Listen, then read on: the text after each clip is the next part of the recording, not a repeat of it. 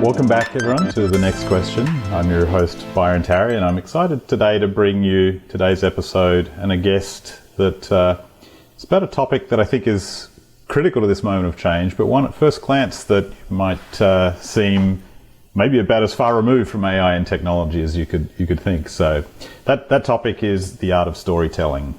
And you know, in many ways, I guess AI is actually the most humanistic technology we've ever created. So I guess my proposition in bringing you today's guest is really a bit about the fact that with that humanistic element of AI, there is actually a much greater connection than we might think. So we often think of this premise of storytelling as what we do with the kids at bedtime or telling tall stories over a beer with friends or something, but as a leader, as a presenter, I've long been interested in this sort of art of storytelling, as much sort of subject matter expertise as you might have. If you can't create that sort of emotional connection and resonance to an audience, much of that perspective is often lost, and even more importantly, the propensity for that audience to adopt and embrace whatever it is that you're asking them to do is lost. And so that's exactly the premise of, I guess, corporate storytelling and that of today's guest, Gabrielle Dolan,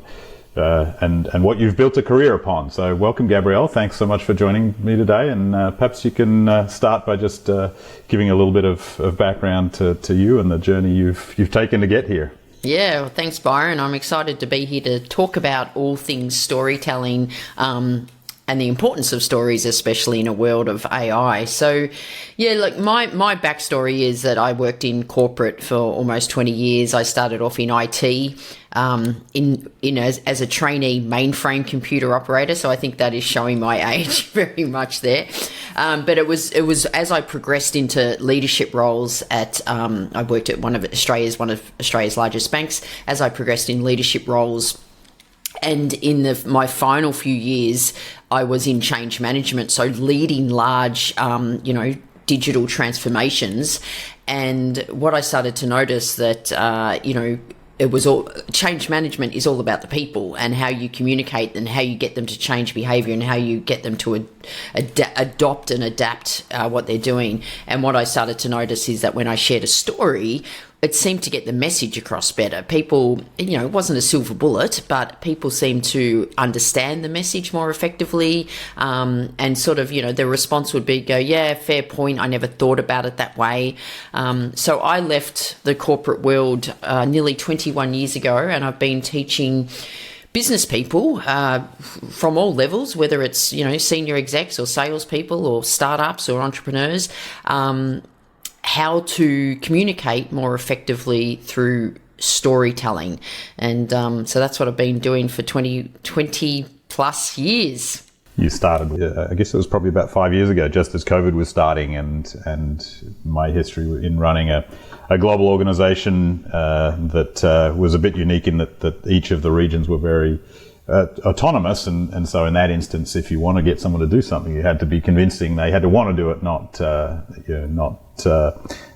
be told to do it, I guess. And so as we moved into that COVID moment where we even lost the art of being in person with people and so on, that proposition became ever more important, I guess. And so let's perhaps sort of talk a little bit about that proposition of change, and we can sort of get to the AI age bit, but even before we get to that, this premise of change enablement and the emotional elements, I guess, of what story does to capture people. You already talked about it a little bit, but what is that unique essence that creates a memorable story that you can anchor something more to than just the facts and figures and so on?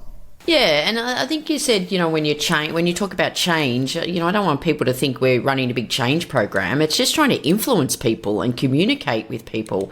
And we often think, especially in business, maybe in our personal lives as well, that we think logic and the facts and the figures is going to influence people, and it doesn't. Logic just informs people.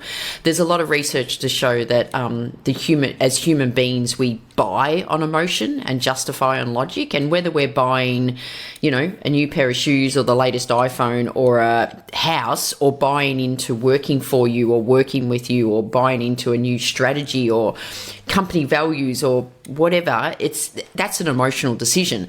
And logic doesn't tap into that, and story taps into that. So, and there's a whole lot of research that says if you share a story, people are going to remember the message more effectively. So ultimately, I come from storytelling from a really practical perspective. This is going to help you communicate your message with clarity, so people are going to get the message. But when you're sharing personal stories, as in things that didn't happen at work, but connecting them to the work message, that's when the research shows you can actually strengthen relationships. So you not only can fast track a relationship, but you can actually strengthen a relationship as well. So that's ultimately the power in story. And I think in business we put way too much emphasis that logic is going to do all that for us, and all logic does is inform people. Yeah, no, I love that. And look, we'll get to you giving some specific guidance on what good story is in a minute, and particularly that personal element, the personal story piece of being so critical. But let's sort of transition that to this moment of change in the AI world that we live in now, and there is just so much flux, so much change going on, and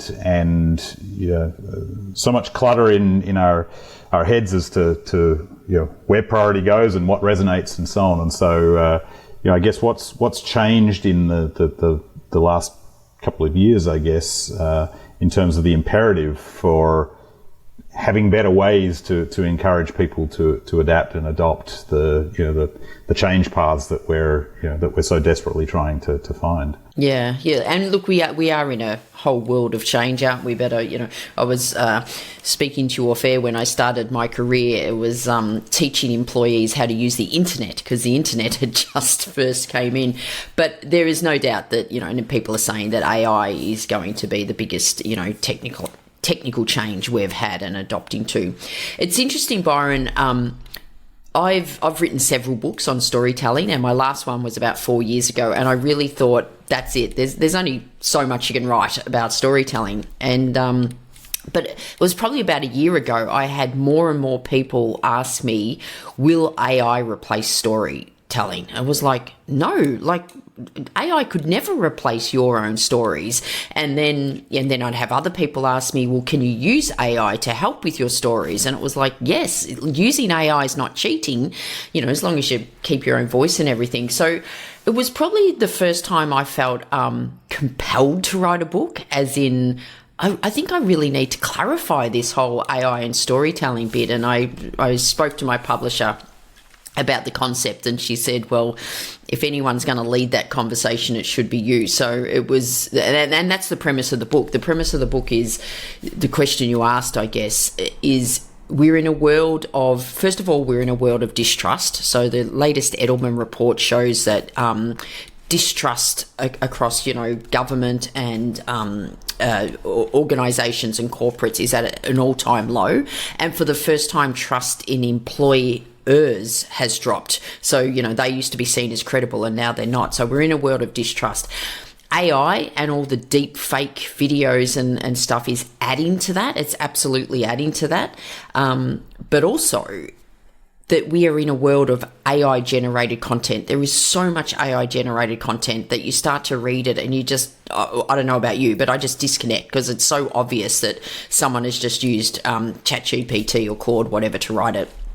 And so the premise is in a world of distrust and in a world of AI generated content that's all starting to sound the same, that your stories are needed now more than ever. And I think stories like your stories, authentic stories, will have the power to cut through all this blandness that is appearing very, very quickly with AI. So I think it's needed now more than ever, and we'll be craving some form of genuine, authentic connection. Yeah, I want to keep going on that authenticity piece, but it sort of casts me back. I don't know if the stats are the same now, but I know I did a presentation during COVID with a similar story around trust, and while trust in governments and institutions and so on had degraded, trust in personal relationships had actually increased, and I guess that was in part because we were just craving that sort of personal relationship. But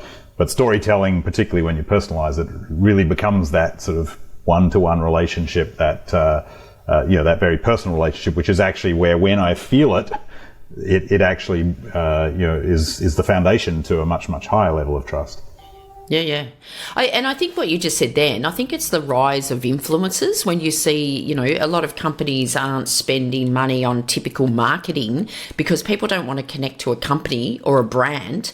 They want to connect to individuals. And I think that's why influencers are on the rise too, because, again, people are going, well, let's not spend all this money on a TV ad. Let's target some influencers because they've got the connection with the people, because people want to deal.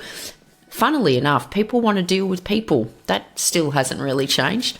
So let's jump back to that authenticity piece and some I guess practical research that you did in the book that you've just released, and we'll get to the book in a second. But in that book you've essentially connected the story of AI and its uses you talked about to the art of storytelling, but you actually researched the practicalities of what happens when I create content in AI and what happens when I create content by myself, and pair those things. So perhaps talk a little bit about that research on and particularly where the authenticity piece came into that.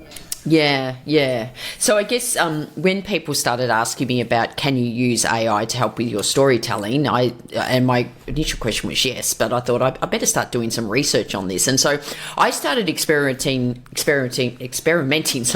myself several years ago with using ChatGPT and the likes of Claude and those types of models.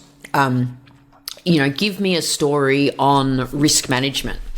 And I was actually surprised. I was going to say pleasantly surprised, but I don't know if it was pleasantly. I think it was more like concerning. But I was actually surprised how good the stories were. So they were good. They were sort of, this is not bad. They weren't. There was something missing. And, when I looked at it, what was missing was that authenticity. But I was surprised how good they were. So when I was writing the book, I thought, I'm going to put this to the test. Generally, is AI stories better than human-generated stories? And I got inspired, when the chess, they played chess, and there was and the machine, IBM's deep whatever blue beat the chess master for the first time. So what I did based on that six stories, I decided on 6 different categories, things like, courage and teamwork and stuff like that. So I just chose 6 categories, and I wrote a story for each one of them. So it was, pitching AI against me, which, considering I've written a lot of books on story, I rate myself as a storyteller. And I got ChatGPT to write 6 stories, and Claude. And I use good prompts to say, say it from a personal perspective and all that type of thing. So I had 18 stories in total. And then I went out to some people and asked them to rate them. So it was a blind testing. They had no idea. In fact, they had no idea some of them were AI generated. So they just thought they were being asked to rate stories. And interestingly, I asked one person, and he came back to me and he said, "Oh, Gabrielle, I'm sorry. I read the first 2 stories and they just seemed so unrealistic and not authentic. I didn't have the stomach to read the rest." And unbeknownst to him, the first 2 were AI generated. So what I found is that of the 6 categories, my stories rated higher in 4 of them. So 4 out of the 6, my stories rated higher. 1, it was a dead heat across all of them. And then in one example, AI stories were rated higher than mine, which I, had to take a little bit of swallow a bit of an ego pill there.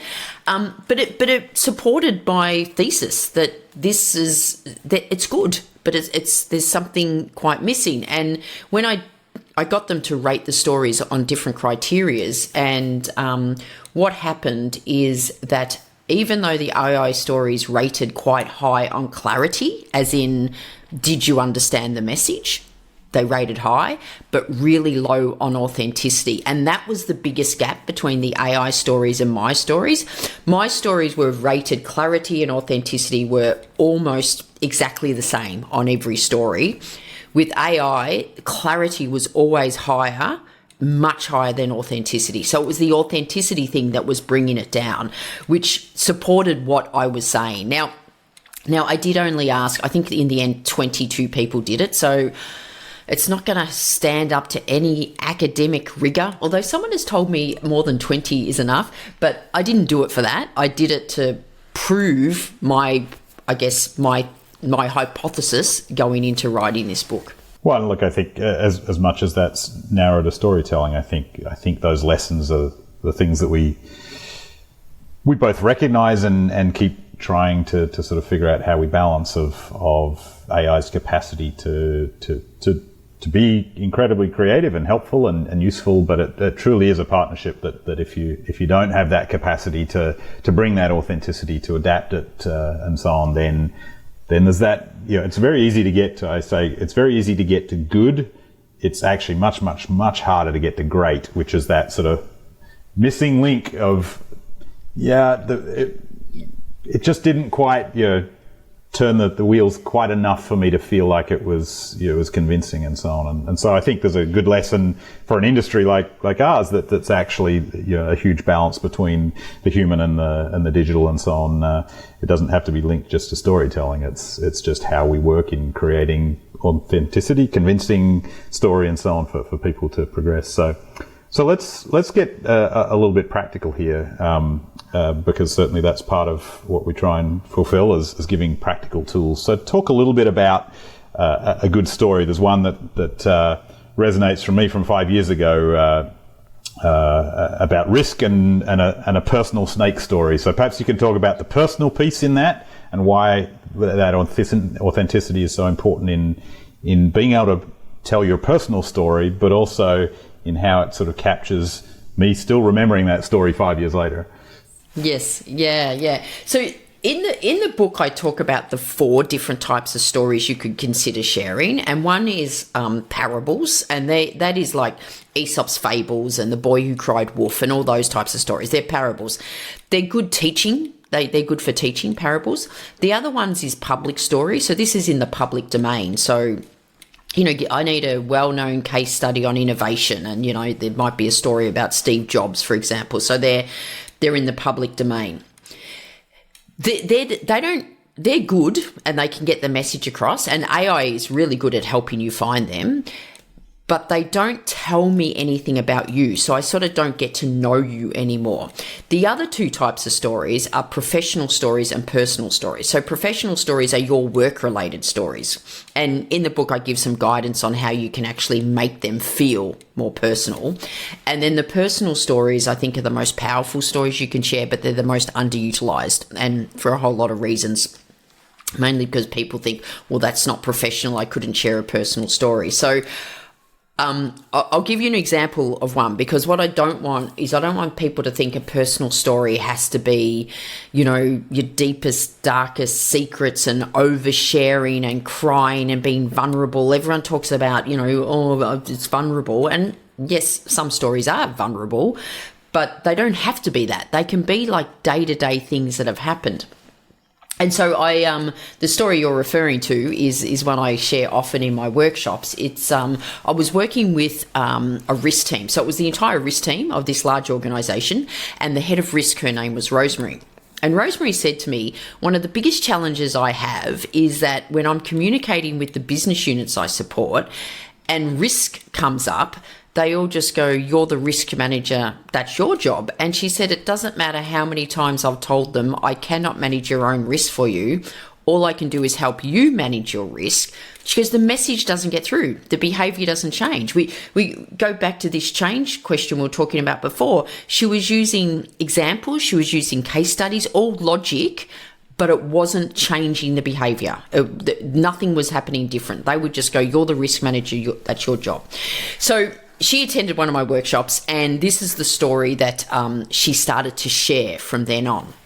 And I'll share it with you and then ask you and your audience a few questions. When I was a kid, I grew up on a farm, And growing up on a farm, there was all these dangers we needed to be aware of. So Mum would teach us what to do. So we knew what to do whenever we came across redback spiders in the timber heap. We knew about all the potential traps in the dam after heavy rain. And we knew what to do if we ever came across a snake in summer.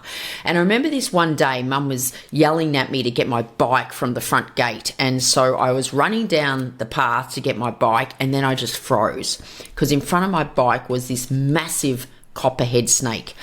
But I remembered everything Mum taught us to do. So I played statues, and I slowly walked backwards until there was enough space between me and the snake, and I ran back to the house to tell Mum.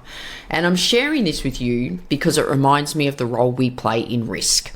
All I can do is give you the skills, knowledge and advice, so when you come across your own copperhead snake, regardless of what that looks like, you will know what to do.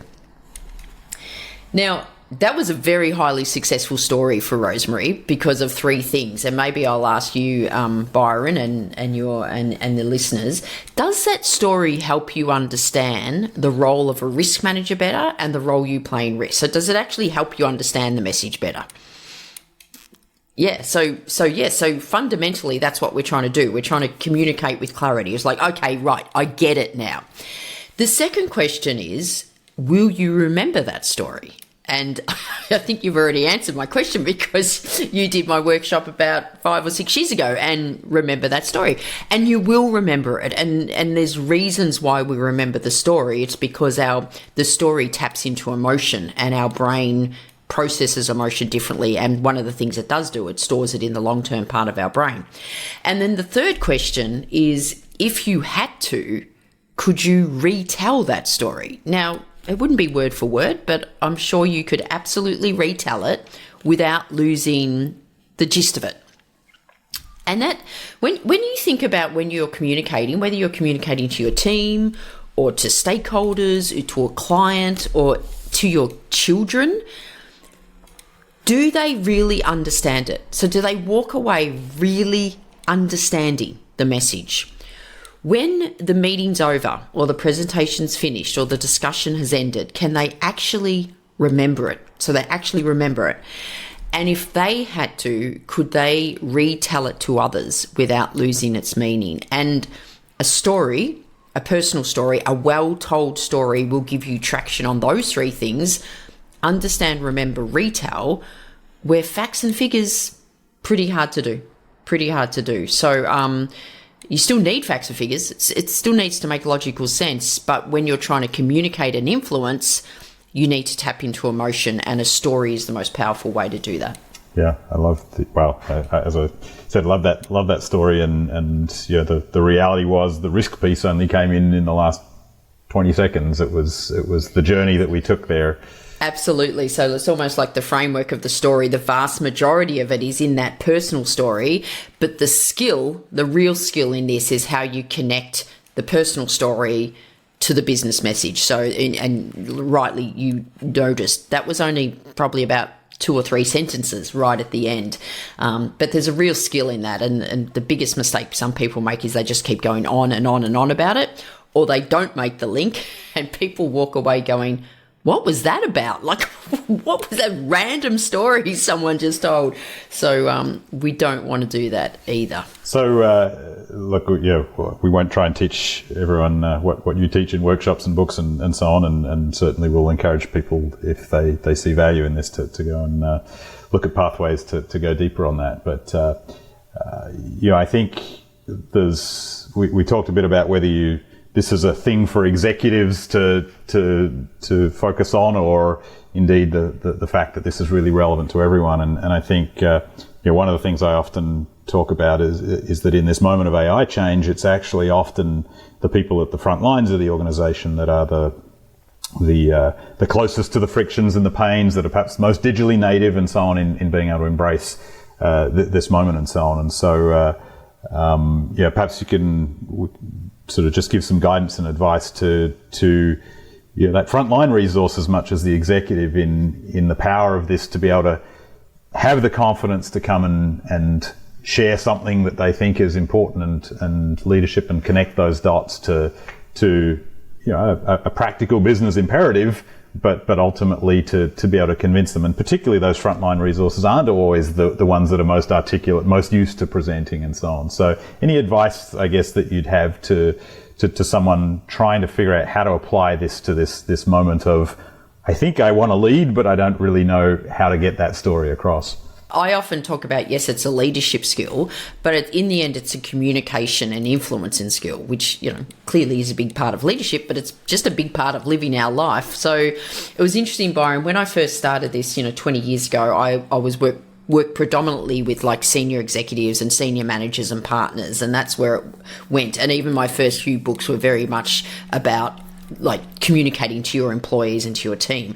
And then over time, and it was probably because of my clients, I do a lot of work with professional service firms, like a lot of the big top four, and they would be saying, I'd start with the leaders and partners, and they would be going, anyone who is dealing with a client should know this skill. And I was like, yes, absolutely, because it's strengthening relationships or fast tracking relationships. So it started, I started training much broader people, and down to, I work with some companies that provide it for their graduate programs as part of their grads. And so learning this skill, because it's a lifelong skill. Once you learn storytelling, you're going to apply it throughout your life for the rest of your life, and especially, your career, but also personal life. But with the frontline staff, it's, and sometimes it's, even in retail, for example, it's how you make those little connections that have an emotional connection. Because like I said before, people buy on emotion and they justify on logic. Of course, my daughter hears a lot about the power of storytelling, and she, for quite a few years, she had a job in a big makeup chain. So, people are coming in for makeup.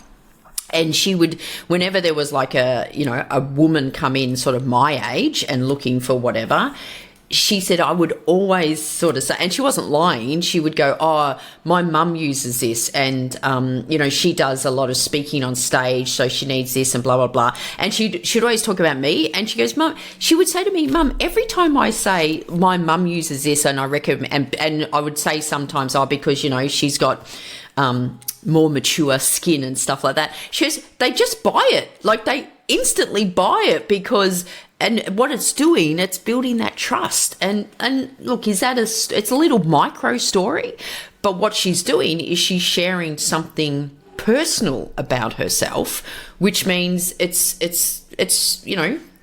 sort of getting a little relationship. And when I say a relationship, she's not going out for dinner with the clients, but there's something in it, and it builds the trust, and that's what it actually does. And she's had times where she'll do this for one woman, and she says the next day this woman comes in with two of her friends and says, oh, Alex, where's Alex? We want Alex, so that's what she's doing. Through those little micro stories, she's building trust with the client. Well, I hadn't really thought of this before, but I guess, as I said, the front lines are closest to our customers, and in that sense, there's actually the reverse, bringing customer story back into presenting to leadership and so on as well.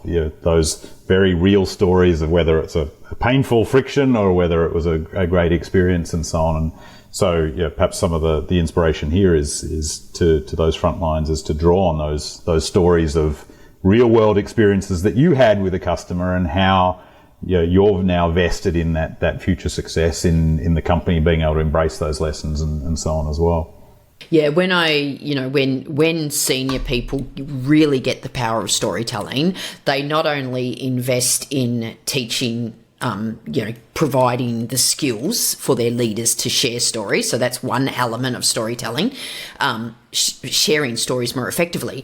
But the other element is, how do you find these stories? So, how are you actively finding these stories from the frontline staff that, you could bring up and use it, as a teaching way, like to teach other frontline staff, or B, to use it as an example of values. Like, when you're talking about your company values, the most effective way to communicate company values is by sharing stories. And I seriously don't know any other way to communicate values without using stories effectively. I should say effectively, because, we've all been through values rollouts where we'd stick the values on a bloody coffee cup or on the wall, and think tick.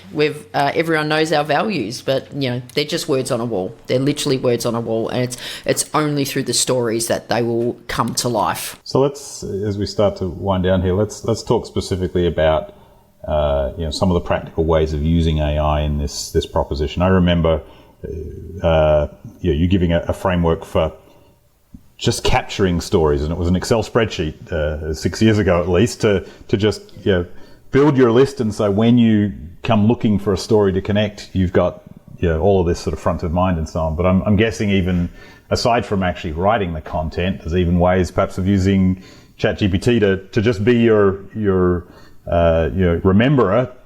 Just capture those stories in a chat, and then over time come back and ask it to find those relevancies and so on. But aside from just writing the content and some of that structure, which is important, any other sort of tips on where AI can play a really relevant and useful role in you sort of building that inherent skill set and readiness to tell story? Well, first of all, Byron, I'm very glad you remembered my storytelling spreadsheet, because I do love stories. But God, I love a good spreadsheet, so it combined them. And that's just a way of capturing your stories. But I don't know whether I would trust AI right at the moment to remember my stories, because it doesn't have a great memory. But in the book, so this is the book Story Intelligence, the new book. It's and so I'll just say the subtitle just to make sure. It's the craft of authentic storytelling made smarter with AI. So it's definitely bringing in AI, but ultimately it's a storytelling book. So there's a whole chapter on how to find stories and refine stories without AI. So doing just what we've been doing for the past, but there's a whole chapter on how to use AI to help find your stories and refine your stories.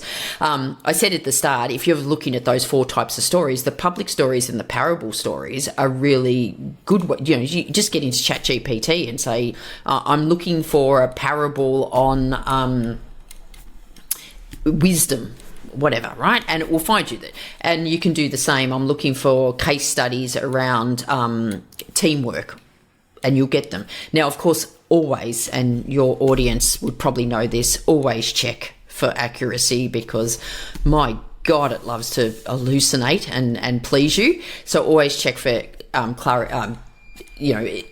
consistency, and that's actually correct. The professional and personal stories that I spoke about, so these are your stories. When I first started writing this book, I was thinking AI can't help with that. But by the time I finished writing, I changed my mind on that, because I started to experiment more and more. And what you use AI for as your creative partner, and you get it to ask you questions. So if you're going to deliver a message to your team around, say it's like the courage of challenging the status quo, something like that, right? You could get into AI and say, I'm looking to find a personal story on challenging the status quo. Can you ask me questions to help me uncover my stories?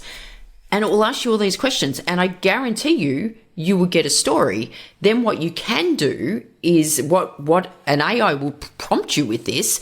If any of these resonate, just give me the bullet points, so that the bullet points of what happened, and then it turns it into a story. And again, pretty good, not great, but good. That's when you have to come in and take control. You take control at this stage. You like go, well, that didn't happen. It was like, yeah, that did happen, but it didn't happen it this way. You got to make sure it's your own voice. What I recommend to people is say it out loud. I mean, you should practice your stories anyway, but saying it out loud. And if anything feels a little bit not what you would say, don't say it. So change it. So you've really got to maintain your voice in this. If you are just going, oh yeah, cut and paste, go, you're handing AI the control, and you don't want to do that. You use it as your creative partner. So I've been pleasantly surprised how that can work, but it's and again, as you would know, it's all in the prompt. The old classic garbage in, garbage out. If your prompt's not right, you're probably not going to get it. So you might have to keep playing with this. But yeah, so you can absolutely use AI, but it's your creative partner. I often say, think of storytelling and AI as Batman and Robin. You're Batman. you stay Batman, and Robin is your very little eager sidekick, very eager to please, but you're still Batman. Absolutely, and yeah, that applies anywhere and everywhere. I think to AI, that human in the loop proposition to do the final 20%. So look, I hope to all that this has been useful. But for those that do want to dig a bit more into this storytelling proposition, perhaps share a little bit more about where people can find you, your books. I think this is number 7 or something. I think in terms of books. So there's plenty of stuff out there. But I was at a friend's book launch a few weeks ago, and she said it's either 15 or 16. I go, gee, you've written a lot of books when you can't remember. I think this is actually technically number 9 if you include a couple of ebooks. So it's look, the book's called Story Intelligence. It's green, you can't miss it. Hence why I'm wearing green for those that are seeing the clips.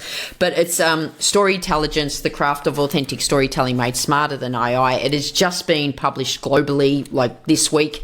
You can find it in all your, Amazon, Booktopia, wherever you buy your books, you can find this, and you can find more information about me on my website at gabrielledolan.com. You can download a free storytelling starter kit if you really want to get into it, but you can see a lot more of my other books, and of course connect with me on LinkedIn and reach out and let me know how you're going with stories. Excellent. Well, look, it's been so great to catch up, and thank you. I reached out a few weeks ago, and in the hope that you'd, amongst a busy schedule and so on, that you'd be willing to come and tell some of these stories, and you were ever so grateful to do it immediately. So many thanks for that. Any opportunity to spread the message around how powerful story is, I will jump at. Wonderful to catch up again, and thank you. So with that, we'll let you go, and we'll let our audience go away and hopefully apply some of this. But hopefully a really important skill in this digital age, a very analog skill, but a critical one in powering the change and transformation ahead for us all. The network for the AV industry. What are you listening to? This is AV. This is AVNation. This is AVNation.